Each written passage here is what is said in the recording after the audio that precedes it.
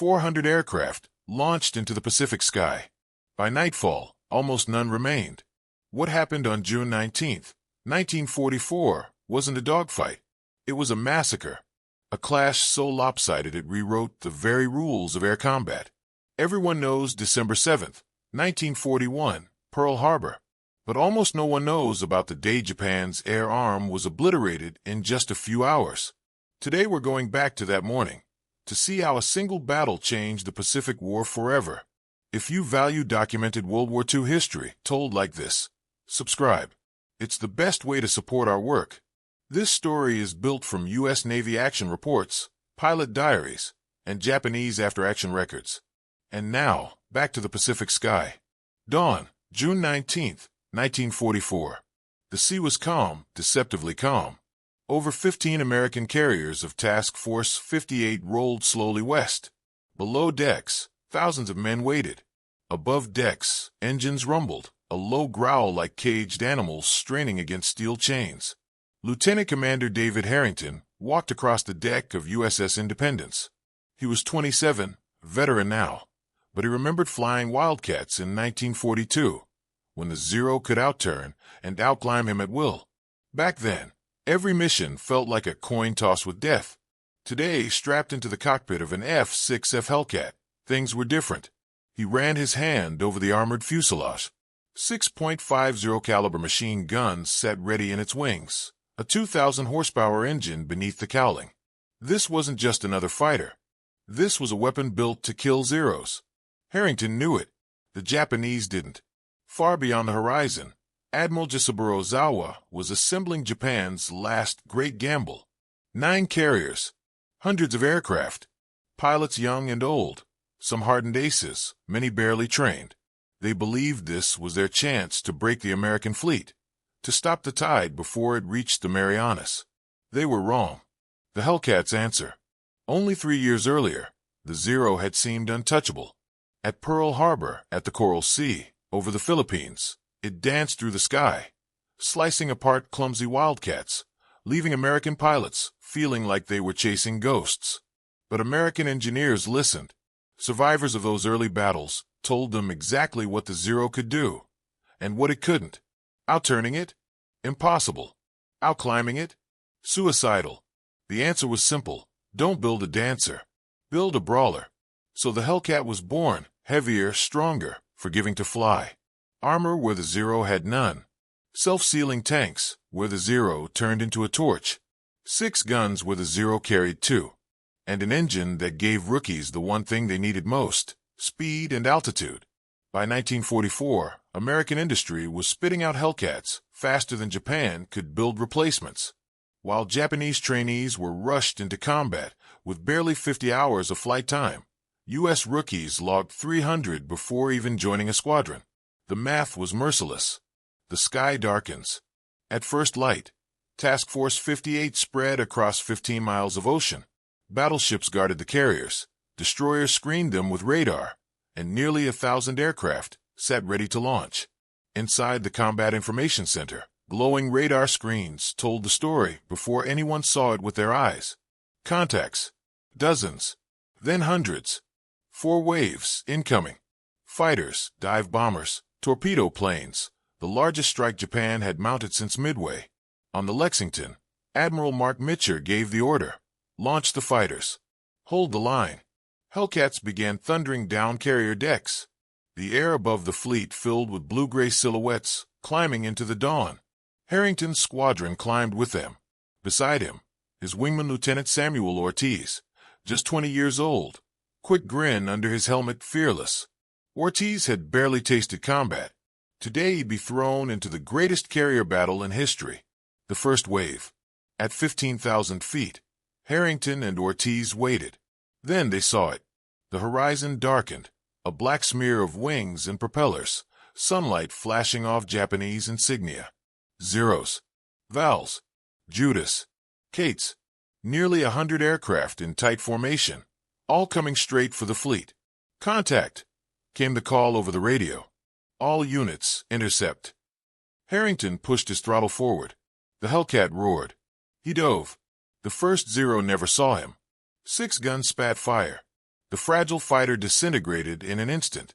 "Splash one," Harrington called, climbing again before another Zero could react. Ortiz was right behind him. His burst ripped through a dive bomber, its bomb detonating midair, scattering debris like burning confetti across the sky. Below them, chaos erupted. Hellcats sliced into Japanese formations from above, striking and climbing away. Zeros twisted, desperate to drag them into turning fights. But the Americans didn't bite. Boom and zoom. Hit hard, climb back, strike again. Within minutes, the first wave collapsed. Of nearly 80 planes, barely a handful even reached the fleet, and none survived the wall of anti-aircraft fire waiting for them. The second wave. Radar lit up again. Another formation. Larger. 120 strong. Ortiz's voice cracked through the radio. "That's a whole damn Air Force." Harrington steadied him. "Then let's bury it." Once more the Hellcats dove. Tracers lit the morning sky. Dive bombers burst into flames before they could line up their runs. Torpedo planes staggered forward, slow and vulnerable. Captain Walter Green's squadron tore them apart. The same Nakajimas that had gutted Pearl Harbor now fell burning into the Philippine Sea, their legacy ending in seconds.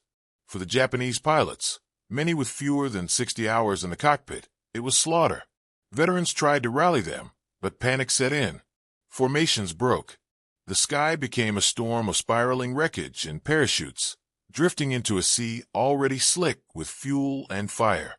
By the time the second wave was broken, nearly 100 more planes were gone.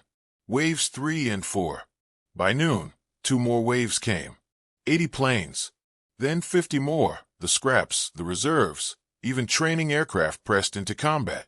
They didn't stand a chance. Fresh American squadrons rotated in seamlessly as others landed to refuel. The system worked like a machine, endless, unstoppable. Each wave met the same fate. Hellcats diving out of the sun, shattering formations before they could reach the fleet. By mid-afternoon, the Pacific sky was quiet again, silent but for drifting smoke and the hum of Hellcats returning home. The reckoning. The tally was staggering.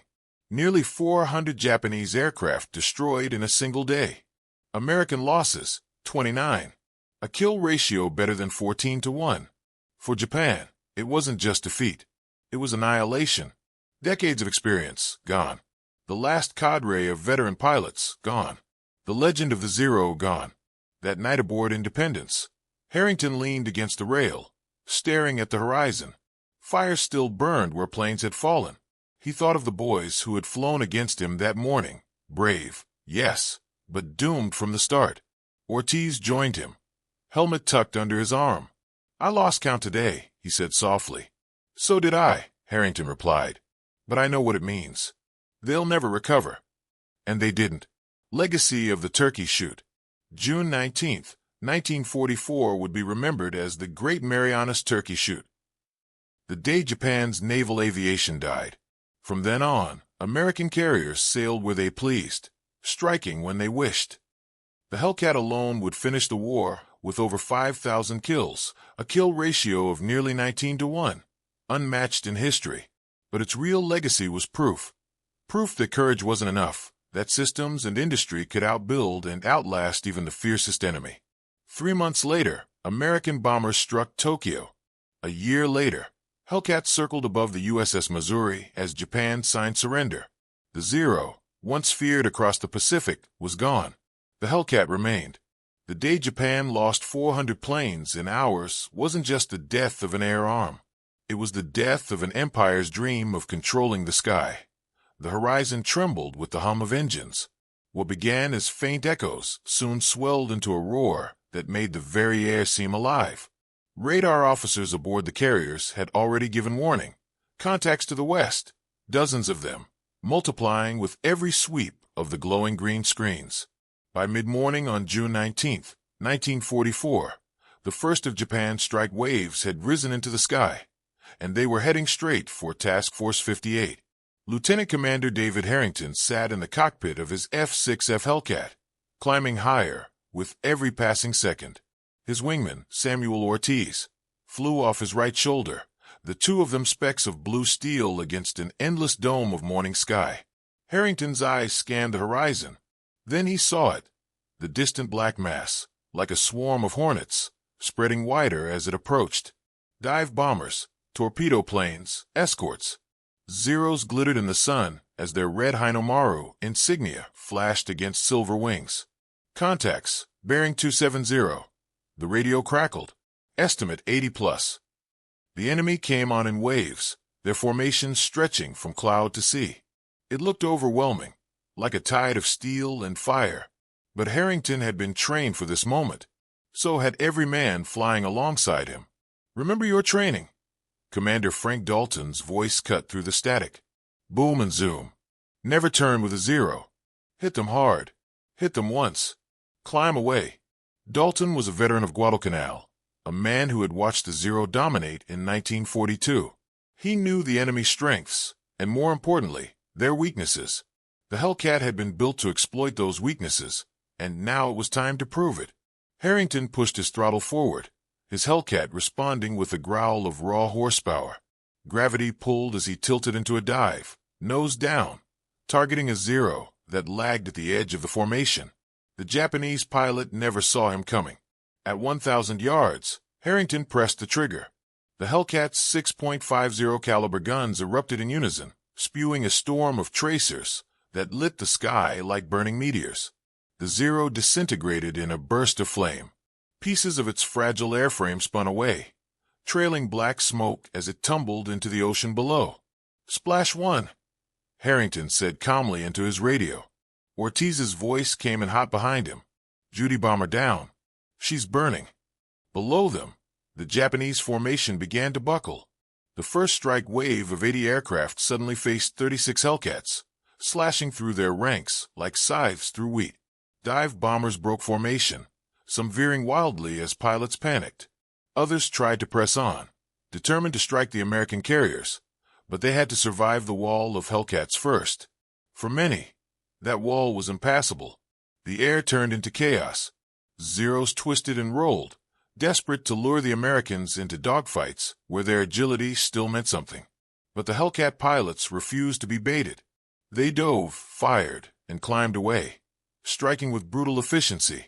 Ortiz found himself in trouble when 2 Zeros latched onto his tail. Tracers whizzed past his canopy, the Hellcat shuddering as rounds stitched across its fuselage. "Skipper, I've got 2 on me," he shouted. "Hold tight," Harrington snapped, rolling his Hellcat into a steep dive.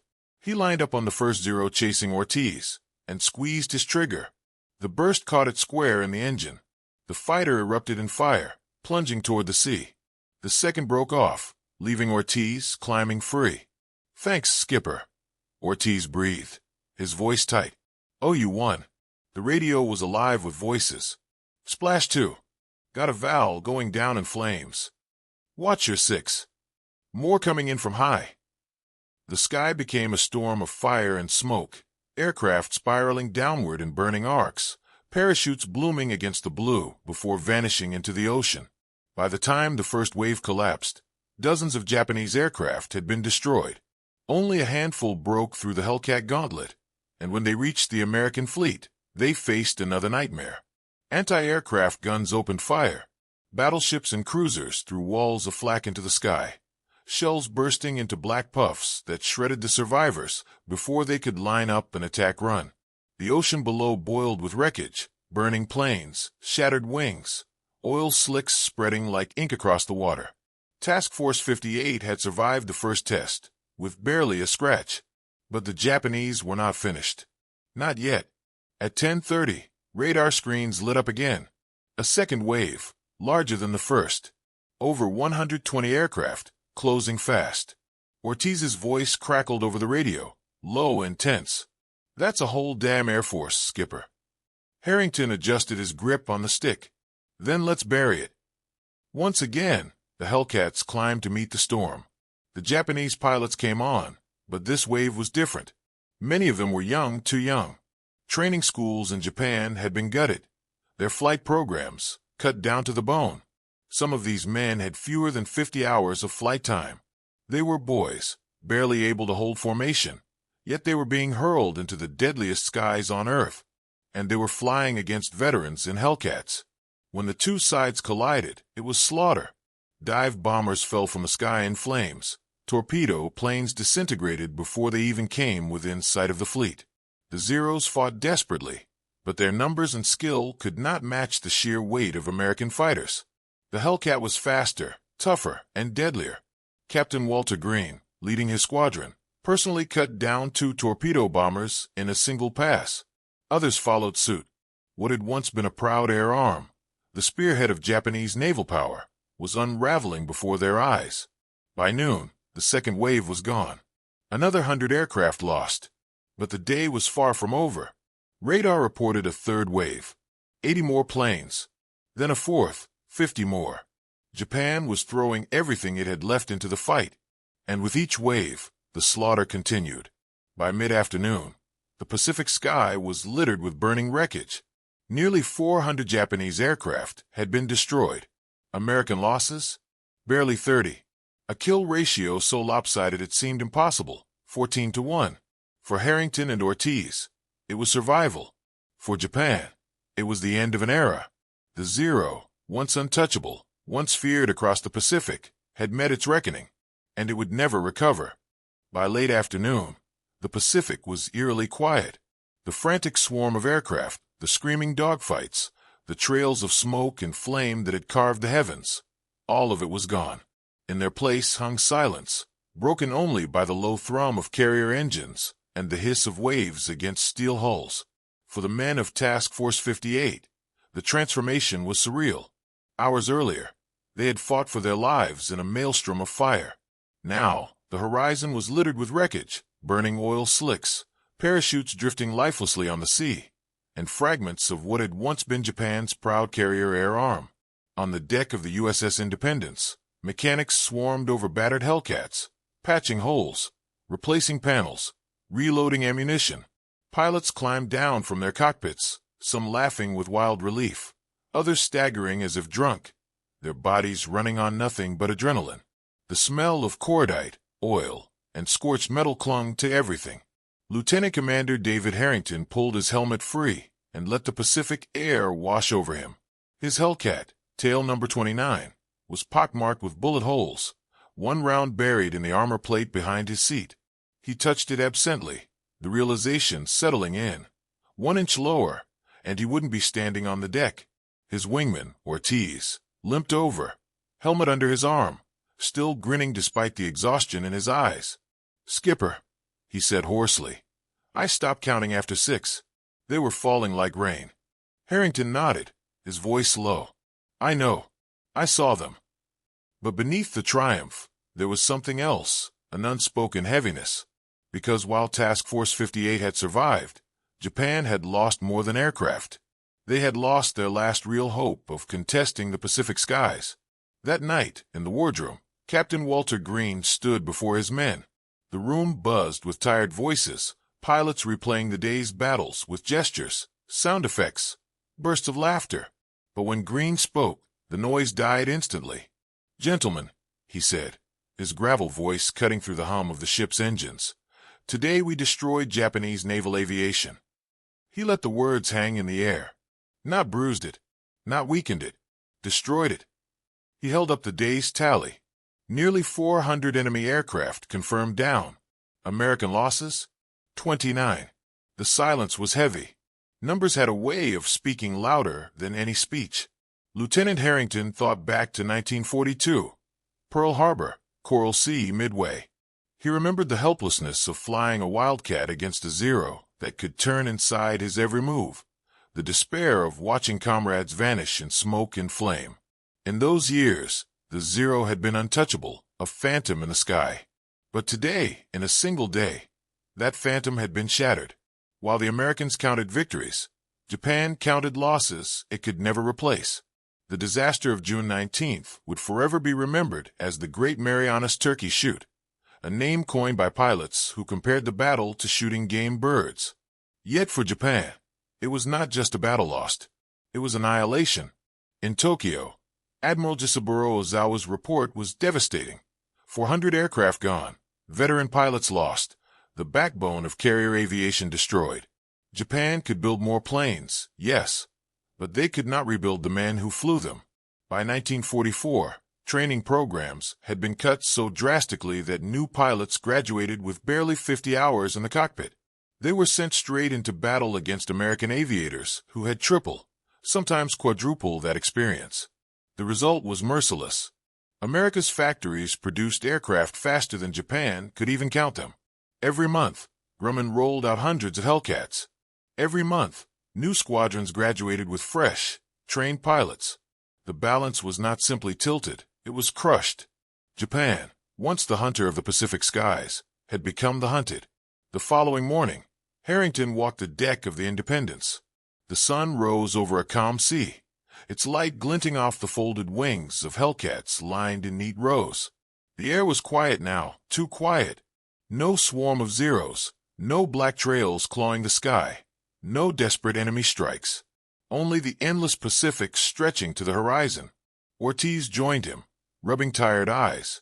Hard to believe, isn't it? What? Harrington asked. That it's over. That fast. Harrington looked out across the water, where faint columns of smoke still curled on the horizon. He thought of the Japanese pilots, many barely more than boys, who had gone into battle that day. Brave, perhaps, but hopelessly outmatched. It wasn't a battle, Harrington said finally. It was an execution. Ortiz was quiet for a long moment. Then he said softly, "And they'll never come back from it, will they?" Harrington shook his head. No. Yesterday, they lost more than planes. They lost the war in the air. Historians would later mark June 19th, 1944, as the day Japanese naval aviation died. From that moment on, Japan no longer possessed the ability to challenge America's carriers. Its air arm, once feared from Pearl Harbor to Darwin, had been gutted in hours. The consequences were immediate. With Japanese skies undefended, America pressed forward with overwhelming force. The Marianas fell.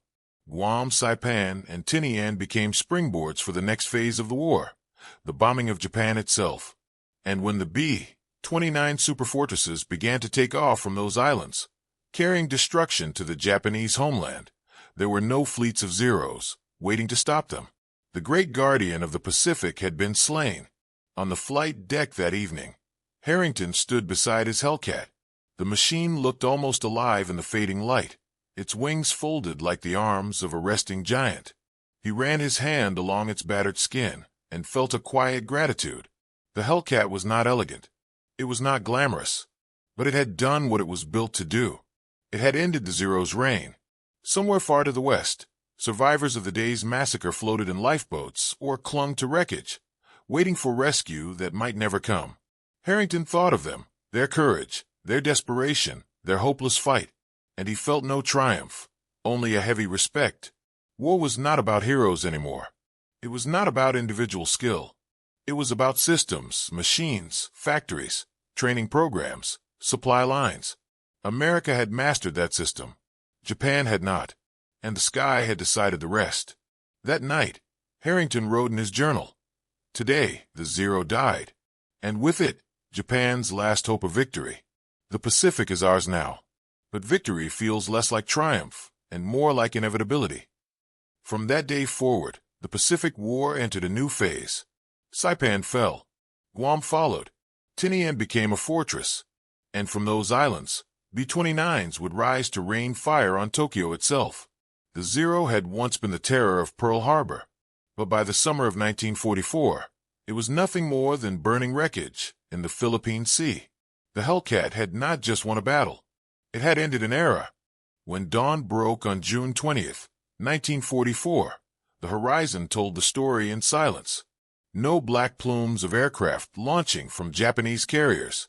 No squadrons of Zeros patrolling the edges of the fleet. No threat at all. The Pacific was wide open, and for Admiral Raymond Spruance and Admiral Mark Mitcher, the meaning was unmistakable. Japan's naval air arm was gone. The victory in the Philippine Sea was more than a battle. It was a pivot point, because behind the slaughter of nearly 400 aircraft lay something far greater. The fall of Japan's last line of defense for the Marianas. And the Marianas were not just another set of islands. They were the key to the Japanese homeland itself.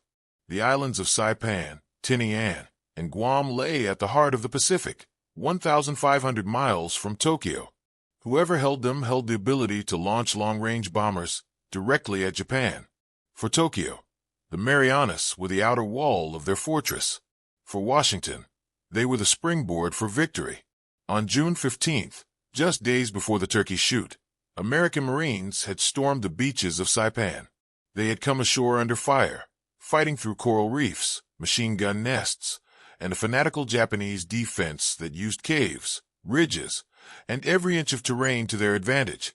The battle was brutal, measured in feet and yards, with casualties mounting by the hour. But when the skies turned American on June 19th, the outcome on the ground shifted too.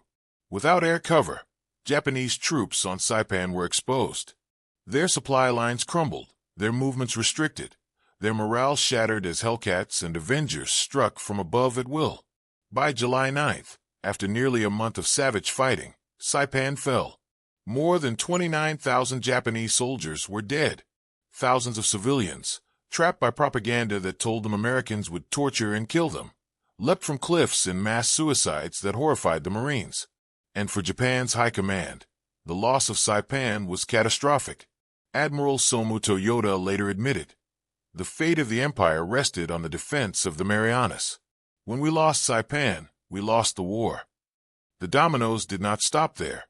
Guam fell in late July, Tinian shortly after. Within weeks, Seabees were at work, transforming those tiny volcanic islands into the largest airfields in the Pacific. Runways long enough to handle the B-29 superfortress stretched across coral plains. Fuel depots, barracks, hangars, and control towers rose from jungle and rock. From those bases, the sky itself became America's weapon. By November 1944, waves of B-29s were lifting off daily from Saipan and Tinian, bound for Tokyo, Nagoya, and Osaka. For the first time since the war began, the Japanese homeland was under direct, sustained bombardment, and Japan could do nothing to stop it. The reason traced back to June 19th. The Hellcats had not merely defended Task Force 58.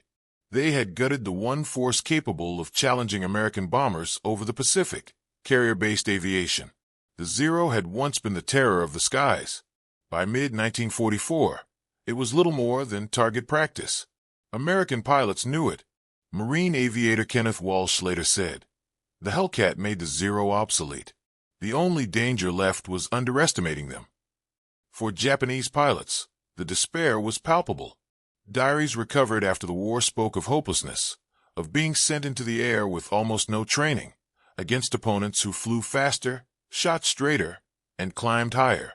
One wrote, "We are lambs to the slaughter. Our leaders tell us to fight with spirit, but spirit cannot stop bullets." The effects were felt at the highest levels of government. In Tokyo, news of the Marianas loss triggered political shockwaves. Prime Minister Hideki Tojo, architect of Japan's expansion, was forced to resign. His government collapsed, replaced by a leadership that promised to continue the fight, but secretly knew the truth.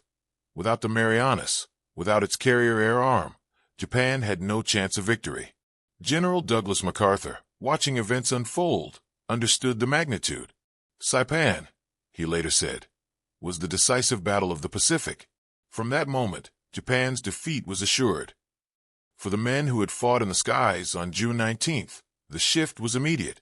Harrington and Ortiz flew patrols over Saipan in the weeks that followed, strafing Japanese positions, covering Marine advances, and ensuring no enemy aircraft dared approach the island. What had once been duels for survival were now missions of dominance. Ortiz remarked one evening as they walked the flight deck, "Feels strange, doesn't it? We used to pray just to come back alive. Now it feels like we own the sky." Harrington didn't answer at first. He watched the sunset fade into the Pacific, the folded wings of Hellcats silhouetted against the horizon. Finally, he said quietly, "We don't just own it. We've buried theirs."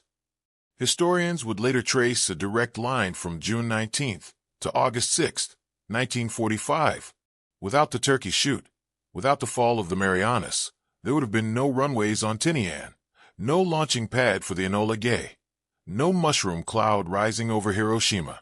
It all began with the day Japan's carrier air arm was annihilated. The day 400 planes vanished in hours, and the day the dominoes of defeat began to fall, one after another, until there was nothing left standing. By the end of summer 1944, the legend of the Zero was over. The myth that had begun at Pearl Harbor, that had carried Japan across the Pacific, had burned out in the skies over the Philippine Sea. The Hellcat, sturdy, rugged, unglamorous, had done more than win a battle. It had ended a war in the air. For the men of Task Force 58, it was victory. For Japan, it was the beginning of the end. In Tokyo, the news arrived in fragments. At first, Japanese headquarters received only vague reports. Heavy losses, situation difficult. Then the numbers trickled in. Dozens of carrier planes lost. Then hundreds. By the end of June 20th, the full weight of the disaster was clear. Nearly 400 aircraft, most of the Imperial Navy's last trained carrier aviators, were gone. The reaction inside Japan's war councils was disbelief, followed by paralysis. Admiral Somu Toyota, commander-in-chief of the combined fleet, struggled to explain how an engagement meant to defend the Marianas had turned into a massacre. His staff tried to soften the blow, calling the battle a setback. But behind closed doors, Toyota confided to his aides, "The fleet has been stripped of its eyes." For Japan, the metaphor was more than poetic. In naval warfare, air power was vision, reach, and striking force. Without it, their carriers were nothing but floating targets. Their battleships, still cherished symbols of national pride, were relics from another era, doomed to irrelevance against fleets shielded by squadrons of Hellcats and Avengers. The human toll was equally devastating. In a single day, Japan had not only lost airplanes, it had lost pilots. Unlike the United States, which rotated pilots home after tours to train new recruits, Japan threw its best men into combat again and again until they were gone. By June 1944, the pipeline of replacements was thin. Most new aviators had barely 100 hours of training, compared to the 500 to 600 logged by their American counterparts. A captured Japanese officer later confessed, "Our pilots went into battle without the skill to survive." They were brave, but bravery cannot stop bullets. The lopsided exchange rate, nearly 400 Japanese aircraft for just 29 American planes, told the story. Japan could never replace its losses. America could replace them before dinner. And the crisis did not end with the battle. Its consequences rippled outward into strategy, politics, and morale. The loss of Saipan on July 9th, barely 3 weeks later, was a direct result. Without air support, Japanese garrisons were left to fight alone, cut off, and doomed. The fall of Saipan struck Tokyo like an earthquake. For the first time, the Japanese homeland lay within range of American bombers. Prime Minister Hideki Tojo, the architect of the war, stood before the emperor and accepted responsibility. He and his cabinet resigned in disgrace. Japan's leadership, once unified behind Tojo's vision of conquest, fractured into rival camps. Some demanded negotiation. Others, blinded by ideology, demanded the fight continue to the bitter end. The emperor himself, normally distant from strategy, asked a chilling question. If we lost Saipan, can we still win the war? No one in the room could give him an honest yes. Meanwhile, in Washington, the reaction was the opposite. The Battle of the Philippine Sea was hailed as one of the greatest victories in naval history. Newspapers called it the Great Marianas Turkey Shoot, marveling at the lopsided destruction. Admiral Nimitz, usually reserved, wrote home, "The Japanese have been broken in the air. They will never again mount a serious carrier threat." American industry ensured that prediction would hold true. By the summer of 1944, Grumman's factories on Long Island were rolling out 400 Hellcats a month. Every week, new pilots graduated from training schools in Florida and California. The U.S. could absorb losses. Japan could not. But the consequences of June 19th went beyond numbers. They cut into the very psychology of Japan's military. Since 1941, the Zero had been a symbol of invincibility. Its long range and maneuverability had stunned the world at Pearl Harbor and the Philippines. It was the aircraft that had swept across Asia and the Pacific. Now it was obsolete. The once feared Zero had become prey. American pilots joked about bagging zeros, likening them to clay pigeons on a shooting range. But for Japanese aviators, the humiliation was unbearable. Diaries recovered from downed pilots revealed despair. One scrawled entry read, "We are ordered to die gloriously, but for what purpose? Our planes fall like leaves in autumn." The Naval High Command still sought a way to turn the tide. Plans for a decisive battle, the cherished doctrine of the Imperial Navy, were redrawn.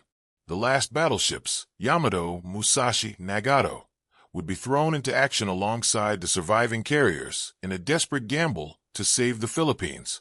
But those ships were blind without aircraft. The loss of nearly 400 planes in June meant Japan would enter the next great battle, Leyte Gulf, with hollow decks and half-trained squadrons. Even worse, many of the replacements were barely familiar with their aircraft, let alone combat tactics. They were flying into the teeth of the most experienced and technologically advanced Air Force on Earth. Admiral Jisaburo Ozawa, who had commanded Japan's carrier fleet in the Philippine Sea, tried to put a brave face on the disaster. Publicly, he claimed the battle had been a strategic withdrawal. Privately, he admitted, "We have no more hope. The carrier fleet is finished." For the men of Task Force 58, the weeks after the Turkey Shoot were filled with the strange calm.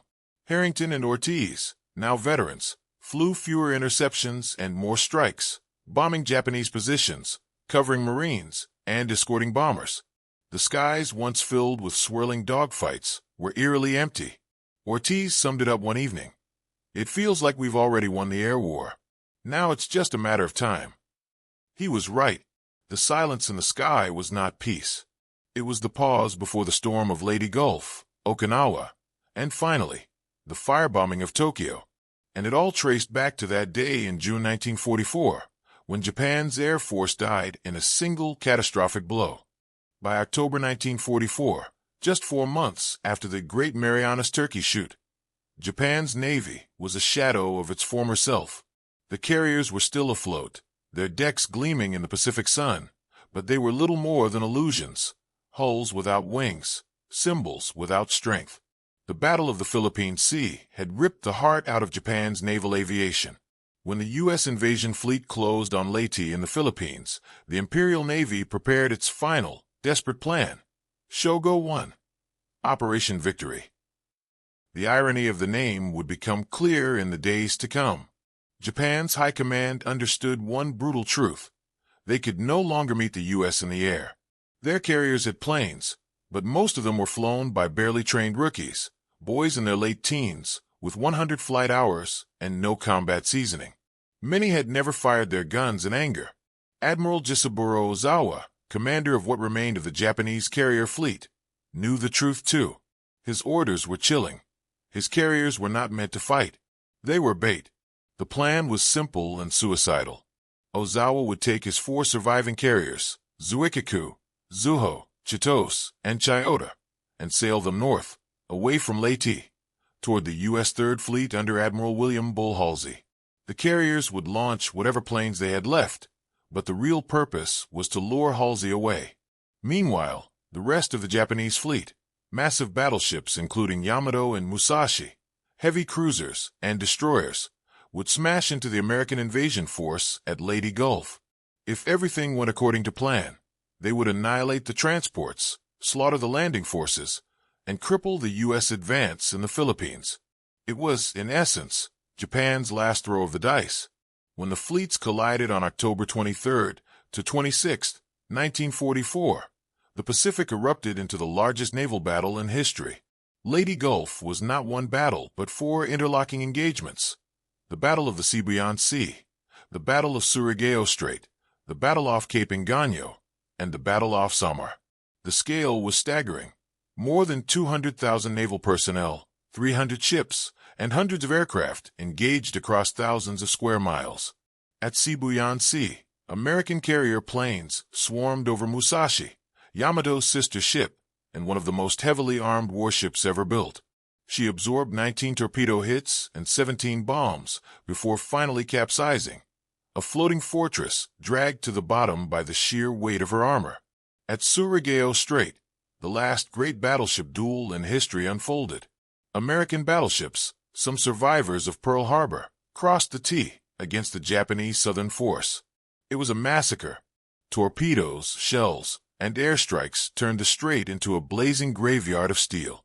And then came Cape Engano. This was Ozawa's moment. With his decoy force of 4 carriers, he succeeded in drawing Admiral Halsey northward. Halsey, aggressive by nature and obsessed with destroying Japan's carriers once and for all, took the bait. His fleet steamed north, leaving the American invasion force seemingly exposed. Ozawa launched his planes, around 100 in total, most flown by untested pilots. Nearly all were shot down within hours. A handful made token attacks, dropping bombs that missed or torpedoes that ran wide. It was not a battle, it was a slaughter. As the skies cleared, Halsey's aircraft dove on the carriers themselves. Bombs ripped through the decks of Zuikaku, the last survivor of the Pearl Harbor strike force. Flames engulfed her, explosions tearing through hangars that once brimmed with aircraft. By nightfall, she rolled and sank beneath the waves, her crew saluting as she slipped under. Zuho, Chitose, and Chiyoda followed. For carriers gone, hundreds of sailors dead. Not one significant blow dealt to the Americans. Ozawa's fleet had fulfilled its grim purpose. It had died as bait. But while Halsey was chasing ghosts to the north, chaos erupted to the south at Samar. There, a small U.S. task group, escort carriers and destroyers, nicknamed Taffy 3, stumbled into the path of Japan's massive center force, battleships, cruisers, and destroyers led by Admiral Kurita. What followed was one of the most desperate and heroic actions of the entire war. American destroyers charged battleships 20 times their size, launching torpedoes at point-blank range. Tiny escort carriers, with decks barely long enough to launch planes, threw everything they had into the fight. Pilots flew until their magazines were empty, then strafed with machine guns just to keep the Japanese guessing. The ferocity of the resistance stunned Kurita. Convinced he was facing Halsey's full fleet, he withdrew. The invasion force at Leyte was saved, not by battleships, but by destroyers and escort carriers fighting with reckless courage. By the end of Leyte Gulf, Japan's navy was shattered beyond repair. In 4 days, it lost 4 carriers, 3 battleships, 10 cruisers, 11 destroyers, and, critically, what little remained of its trained air groups. The United States lost far fewer ships and men. Strategically, the result was decisive. Japan no longer had a functioning navy. The seas belonged to the Allies. For the men who had once flown proud Zeros and commanded mighty carriers, the end was bitter. The Battle of Leyte Gulf confirmed what the Marianas had foreshadowed. Japan's naval air power was gone, its carriers empty shells, its battleships little more than targets. Admiral Toyota summed it up in a single, haunting phrase. The fate of the empire rests upon this one battle, and the empire has lost. In Tokyo, the government turned to a weapon of last resort, the kamikaze. With pilots untrained for survival and aircraft incapable of matching the Hellcat, Japan embraced suicide as strategy. Planes would not return. Pilots would not live. Their bodies would become bombs. And the seed of that idea had been planted back in June 1944, when 400 planes and their pilots vanished in the Philippine Sea, leaving Japan's skies empty and its admirals grasping for desperate answers.